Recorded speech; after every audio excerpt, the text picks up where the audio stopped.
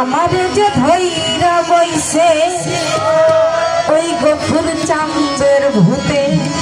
আসলে আজও কিন্তু আমাদের সমাজে এই যে বায়াত হওয়ার যে একটা আইন দিছে এটা কিন্তু আমরা সকলেই মানতে চাই না।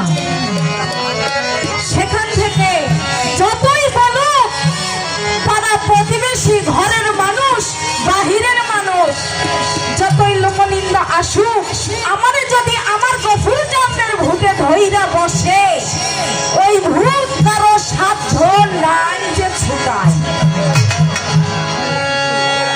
ওইখান থেকে আমার এই গানটি আমি কান্দেছিলাম দিন দুপুরে নদীর ঘাটে নাই হইল আমার যে ধইরা বসে